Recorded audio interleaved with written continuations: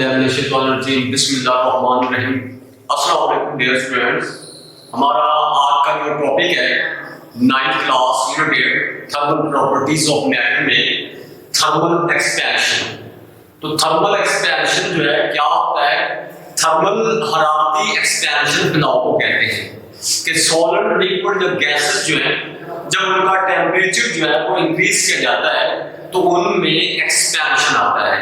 अब वो एक्सपेंशन जो है वो उनकी लेंथ के हिसाब से भी हो सकता है, वो एक्सपेंशन जो है वो उनके वॉल्यूम के हिसाब से भी हो सकता है, दोनों तरह से।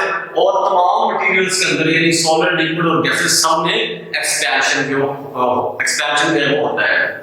अच्छा, जब उनका टेम्परेचर इंक्रीज करते हैं तो उसमें इन चीजों में एक्सपेंशन होता है और ठंडा करने पे इनमें ये जो सब्सटेंसेस हैं सॉलिड लिक्विड एंड गैसेस ये कॉन्ट्रैक्ट भी करती हैं, ठीक है। तो जब इनको हीट अप किया जाता है या इनका टेम्परेचर जो है वो इंक्रीज किया जाता है तो वहां पे जो उनके एटम्स एंड पार्टिकल्स हैं उनकी काइनेटिक एनर्जीज जो होती हैं वो बढ़ जाती है। जब उनकी काइनेटिक एनर्जीज जो होती हैं वो बढ़ती हैं तो क्या होता है कि उनकी मूवमेंट जो है वो ज्यादा हो जाती है। मींस के टेम्परेचर को बढ़ाने से ये जो सब्सटेंसेस हैं like solid liquid and gases ऐसे मटेरियल जो है इनके अपना क्या होता है कि काइनेटिक एनर्जी के बढ़ने से टेम्परेचर के इंक्रीज होने से काइनेटिक एनर्जी बढ़ती है और काइनेटिक एनर्जी के बढ़ने से उनकी मूवमेंट जो होती है वो ज्यादा हो जाती है। जब उनकी मूवमेंट ज्यादा होती है तो फिर क्या है कि वो एक दूसरे पार्टिकल्स को एटम्स एंड मॉलिक्यूल्स को पुश करते हैं। जब वो पुश करते हैं तो फिर क्या है कि उनके लेंथ के हिसाब से उनके वॉल्यूम में उनकी विड्थ एंड हाइट के हिसाब से, जैसे बात करते हैं लेंथ एंड विड्थ, ठीक है, हाइट या लेंथ और वॉल्यूम के हिसाब से। अच्छा, क्या है कि उनमें एक्सपेंशन आता है। तो यहाँ पे हमारे पास दो तरह का एक्सपेंशन है। एक जो है एक्सपेंशन वो लीनियर थर्मल एक्सपेंशन है और दूसरा जो है वो वॉल्यूम थर्मल एक्सपेंशन है। टाइप्स में लीनियर थर्मल एक्सपेंशन है, वॉल्यूम थर्मल एक्सपेंशन। तो आज के इस टॉपिक के अंदर हम इस लेक्चर के अंदर हम लीनियर थर्मल एक्सपेंशन पे यहाँ पर बात करेंगे, ठीक है। लीनियर थर्मल एक्सपेंशन जो होता है किसी भी सॉलिड में सपोज आपके पास कोई भी रॉड है या कोई भी बार या स्लैब है, जब उसको हीट अप किया जाता है तो उसकी लेंथ में जो प्रोमिनेंट चेंज आएगा, उसकी लेंथ में जो नुमाया जो है या वाज़ेह जो तब्दीली आती है टेम्परेचर के बढ़ाने से, उसकी लेंथ में या उसकी लंबाई में जो इजाफा होता है टेम्परेचर के इंक्रीज करने से, ये जो एक्सपेंशन होगा उसमें इसको हम लीनियर थर्मल एक्सपेंशन का नाम देते हैं। इंक्रीज इन लेंथ और volume of a substance when its temperature is increased is called thermal expansion। तो सबसे पहले आपके पास थर्मल एक्सपेंशन की डेफिनेशन है, ठीक है।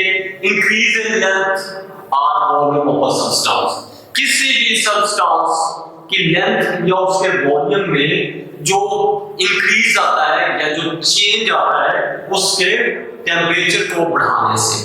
और ये सब्सटेंस आपके पास सॉलिड भी हो सकता है, लिक्विड भी हो सकता है, गैस भी हो सकता है, ठीक है।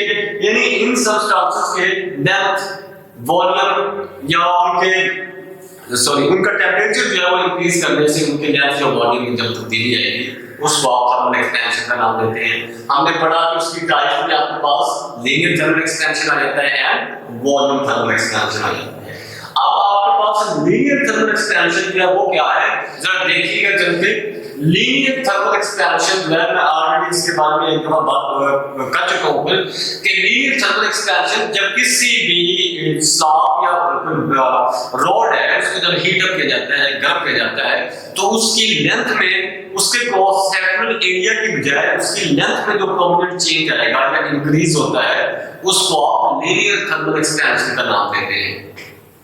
Prominent increase in length of a rod with the increase of temperature is called linear thermal expansion। कि आपके पास कि एक नुमाया या एक वाज़ेह जो है prominent increase in length, कि एक वाज़ेह जो इंक्रीज आता है या तब्दीली आती है किसी भी रॉड की लेंथ में जब उसका टेम्परेचर जो है वो इंक्रीज किया जाता है तो इस सूरत में जो एक्सपेंशन होगा उसको हम लीनियर थर्मल एक्सपेंशन का नाम देते हैं। Prominent increase in length of a rod with the increase of temperature is called linear thermal expansion.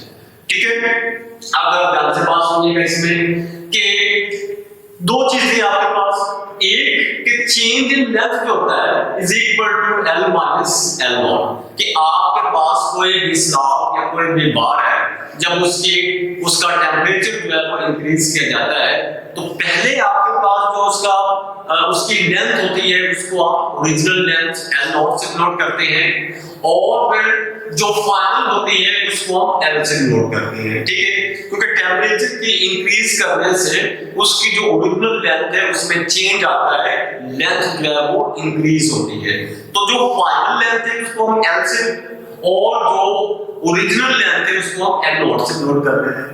इसी तरह से जो पहले टेम्परेचर था उस रॉड का या स्लॉट का वो 0 डिग्री सेंटीग्रेड था। अब आप क्या करते हैं कि उसका टेम्परेचर जो है वो इंक्रीज करते हैं। तो जो पहले टेम्परेचर है उसको हम ओरिजिनल टेम्परेचर या इनिशियल टेम्परेचर या उसको T नॉट से नोट कर देते हैं और जब उसका टेम्परेचर जो है वो बढ़ाया जाता है, फाइनल जो टेम्परेचर है, ठीक है, उसको हम T से नोट करते हैं।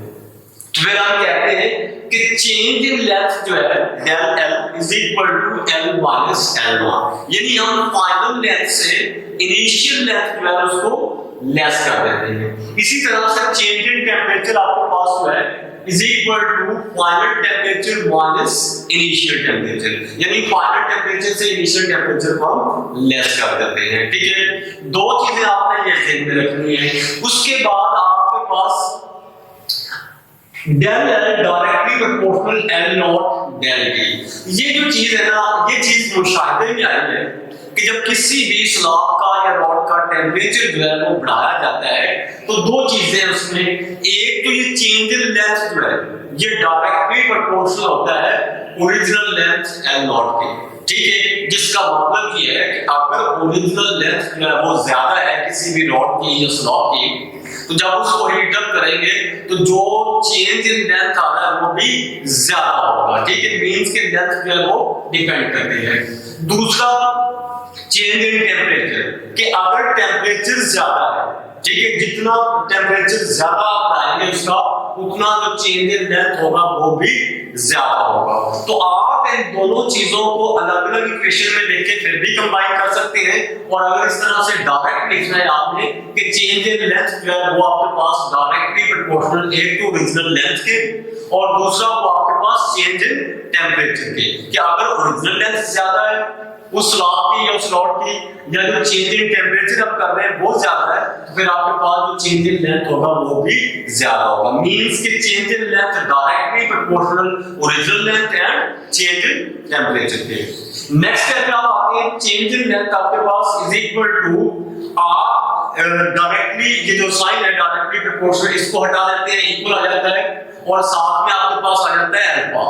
अल्फा जो है ये आपके पास coefficient of linear thermal expansion होता है। Alpha L not del T, equation बाकी ऐसे लिखी जाएगी। नेक्स्ट स्टेप में आप जाते हैं change in length. Change in length को आपने किसके इक्वल लिया था, फाइनल लेंथ माइनस इनिशियल या ओरिजिनल लेंथ। तो आप क्या करते हैं, इसकी जगह पे L माइनस L नॉट जो है वो पुट कर देते हैं, इज इक्वल टू बाकी इक्वेशन ऐसे लिखी जाएगी, alpha L not del T जो है वो मैंने वैसे लिख दिया। नेक्स्ट स्टेप में आप जाते हैं L इज इक्वल टू, आप क्या करते हैं फाइनल लेंथ इधर, इसको आप L नॉट को दूसरी साइड पे लेके जाते हैं इक्वल के। जब दूसरी साइड पे आप लेके जाते हैं तो लिखा जाएगा L not plus alpha L not del T। ठीक है, एक स्टेप ये ऐड कर दें बीच में, यहां से आप डायरेक्ट यहां पे भी जा सकते हैं, लेकिन ये स्टेप आप बीच में ऐड कर सकते हैं कि आपके पास L नॉट इक्वल के दूसरी साइड पे जाता है, लिखा जाएगा L not plus alpha L not del T। Next step में आप क्या करते हैं, फाइनल लेंथ ऐसे is equal to L not आपने कॉमन ले लिया इसमें, ठीक है, अंदर क्या बच जाता है 1 plus alpha L not del T। तो ये आपके पास एक इक्वेशन आ जाती है कि जब आपने फाइनल लेंथ फाइंड करनी है किसी भी रॉड की या किसी भी स्लॉट की, जब उसका टेम्परेचर आपने इंक्रीज किया, ठीक है, तो फाइनल लेंथ जो है इस इक्वेशन की मदद से या फॉर्मूला की मदद से आप फाइंड कर सकते हैं। अब यहाँ पे अगर आप अल्फा की वैल्यू जो है वो फाइंड करना चाहते हैं तो वो भी आपके पास इस इक्वेशन को आप इस्तेमाल कर सकते हैं। यहाँ पे दोनों इक्वेशन, इसको भी और इसको भी, इनकी मदद से आप अल्फा की वैल्यू जो है वो फाइंड कर सकते हैं। क्या है आपके पास, अल्फा अगर फाइंड करना है L माइनस L नॉट और बाकी इक्वेशंस पे जाके डिवाइड हो जाएगी। और अगर आप ये इक्वेशन यूज करेंगे तो इसमें भी आपके पास, आपको पता है चेंज इन लेंथ जो है वो L माइनस L नॉट के इक्वल होता है। आपके पास alpha is equal to del L over L not del T लिखा जाएगा। तो यहाँ पे जाके आप कहते हैं alpha is called the coefficient of linear thermal expansion. ठीक है, कि ये आपके पास कोएफिशिएंट है इसका, लीनियर थर्मल एक्सपेंशन का, और ये किसके इक्वल होता है। जब मैथमेटिकली आप इसको लिखते हैं तो alpha is equal to del L over L not delta T। Okay, तो ये आपके पास इसका फॉर्मूला आ जाता है अल्फा का। नेक्स्ट आपके पास जब आप इसको डिफाइन करेंगे कि ये coefficient of linear thermal expansion alpha, जो इसकी डेफिनेशन क्या है, तो फिर आप जाते हैं coefficient of linear thermal expansion आपके पास क्या हो जाता है, a fractional increase in its length per Kelvin rise in its temperature। a fractional increase का मतलब यहाँ पे थोड़ा सा increase, किसी भी रॉड में, किसी भी स्लैब में या बार में जो है जब उसका टेम्परेचर जो है वो आप 1 केल्विन बढ़ाते हैं तो 1 केल्विन टेम्परेचर बढ़ाने से जो थोड़ा सा चेंज आता है उसकी लेंथ में, वो आपके पास coefficient of linear thermal expansion कहलाता है। ठीक है, उसके अलावा इनका रिलेशन भी आपके पास इंशाल्लाह वो नेक्स्ट चलते हैं वॉल्यूम थर्मल एक्सपेंशन के बारे से बात कर लेंगे कि वहां पे भी दिया गया है। और ये था आज का लेक्चर आपका, जिसमें आपने थर्मल एक्सपेंशन, उसकी टाइप, थर्मल एक्सपेंशन होता क्या है, उसकी डेफिनेशन देखी, एग्जांपल है आपके पास शॉर्ट क्वेश्चन के हवाले से यहाँ पे। उसके बाद आपके पास लीनियर थर्मल एक्सपेंशन क्या होता है। ठीक है, आपके पास मैथमेटिकली शॉर्ट के हवाले से उसका फाइनल इक्वेशन फॉर्मूला आपने लिखना होता है। एक और short question coefficient of linear thermal expansion और उसका मैथमेटिकल इक्वेशन जो है वो आपके पास है यहाँ पे। तो ये कुछ 3 से 4 शॉर्ट क्वेश्चन बनते हैं यहाँ पे, और ओवरऑल ये पूरा क्वेश्चन जो है लीनियर थर्मल एक्सपेंशन के नाम से, ये बहुत ही इंपॉर्टेंट है और काफी दफा बोर्ड के एग्जाम में आया हुआ है। ठीक है, इंशाल्लाह नेक्स्ट वीडियो के अंदर चल के हम वॉल्यूम थर्मल एक्सपेंशन के बारे में बात करेंगे। तब तक अपना ख्याल रखिएगा, अल्लाह हाफिज़। उसकी डेफिनेशन